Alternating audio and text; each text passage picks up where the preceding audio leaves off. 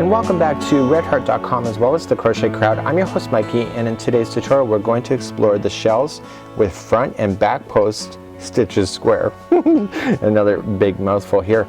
Look at this. This is very much like cabling in my opinion. This looks incredible. Of all the squares of the 10, I think this one's my favorite. I think this one has a lot of potential.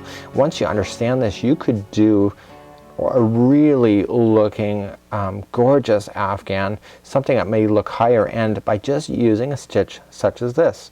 So this is a really great concept. In the pattern it calls for 3.75 millimeter size F crochet hook. Today I'm using a size 6 millimeter size J, and in Stitch-cation in our sample Afghan that we have is that we used a 5 millimeter or a size I. The reason why that there's different hook sizes is that this pattern is very versatile, that the stitch work is basically you can mix and match it as long as the hook and the yarn complement each other. So without further ado, let's get started and working on this one of my most favorite squares of the 10. So let's begin just grabbing our yarn. Let's make a slip knot and let's get started. And we just want to insert our hook, and remember that this never counts as one. So we need to chain 36. So 1, 2, 3, 4 and 5, and please go all the way to number 36. I'll meet you back in just a moment.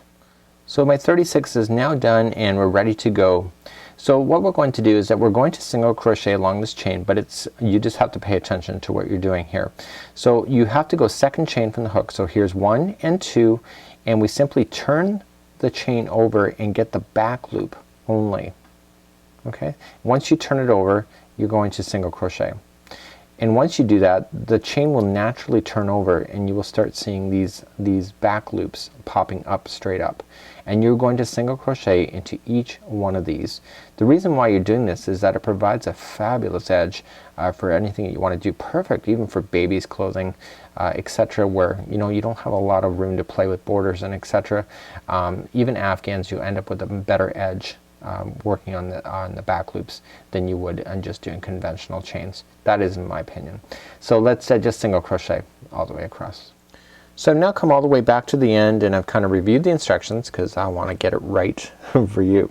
So the way that we're starting is that we're not actually doing the front or the back post yet. We're not ready for that because we have to build a foundation. This is very much like some of the other Stitch-cation stuff we've been working on, where you need to go a couple rows before you can actually start doing front or back posts. So let's begin, and we are going to chain up 3. So 1, 2 and 3, and we simply just double crochet into the next two stitches. Okay, very easy. So now we're going to create a shell.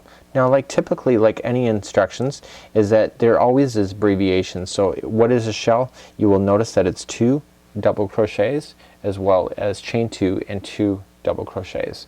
So you have to, in the instructions it says skip the next 2 stitches, so 1 and 2, and you want to do a shell. So it's 2 double crochet into the same stitch,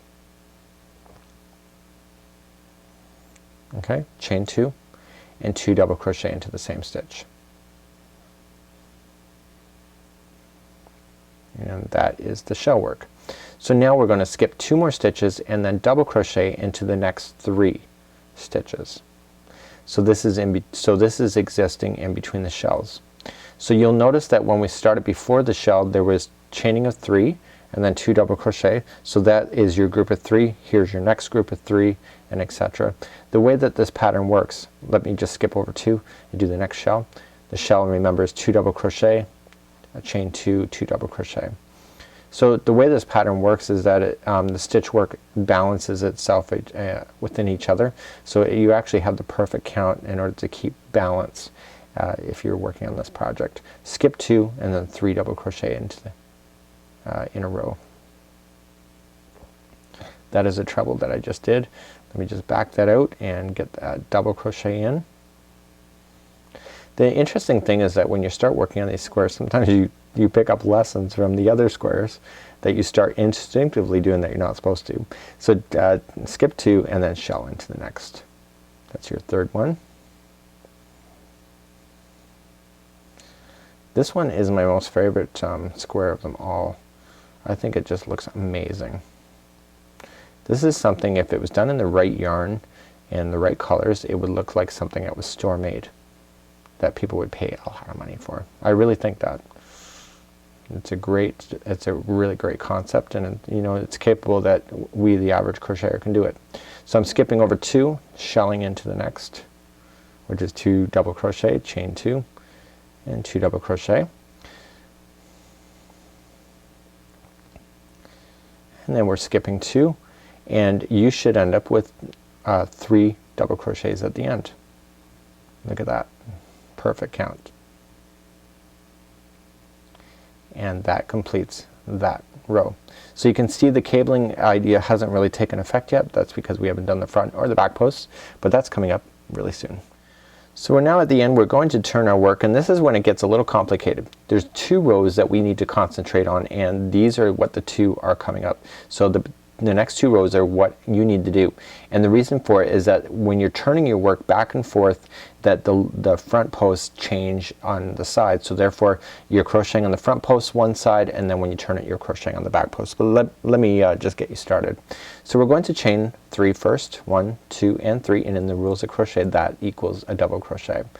We are going to do a front post double crochet already into the first one that you see. Okay, so not that one, but the next one over, and we're going to do a front post into that one and to the next one. So just coming in to the side, just like so. I should have actually, so let me review that one more time. What you're going to do is that you're going to skip, and you're just going to go right into the middle of the shell and do another shell. So it's 2 double crochet, chain 2 and 2 double crochet. I'm going to review that front post. I actually made an assumption that you already know it. So so here you go. You have 3 here. We need to convert these into front posts. So we wrap, we come into one side of the post, pop it out the other side, and then just double crochet as normal. And what this is doing is it's lifting it outward and pulling it up.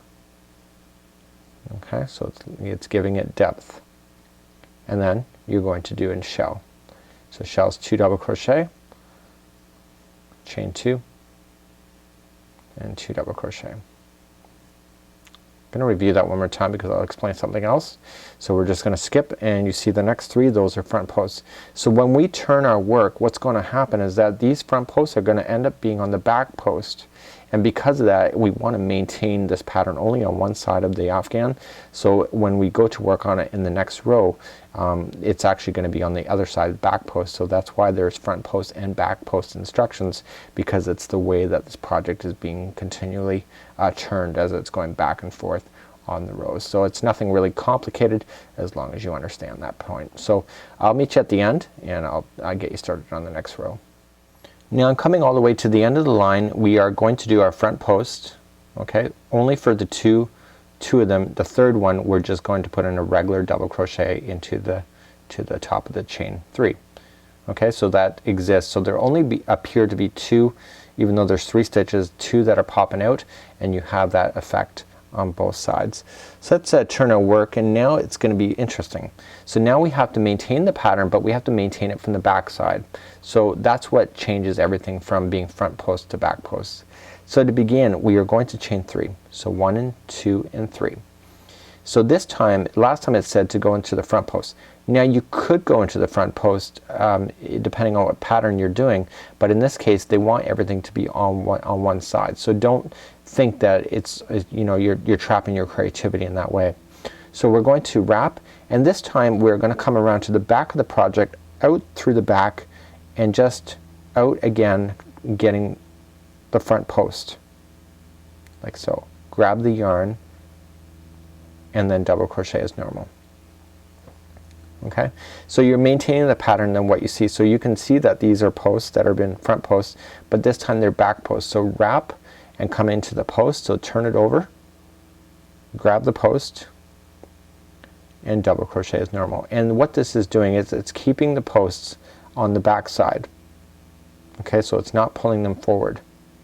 So now we're going to shell. So 2 double crochet and chain 2 and 2 double crochet. So let's work on this one here. So you have 3 in a row. We're on the back side. You can see how this line is jumping out towards you, so you can tell you're on the back, but you want to maintain this. So you're gonna back post, so you're just coming around the back, popping it up and out. Because this is kind of lacy in that way, it's easy to access these stitches.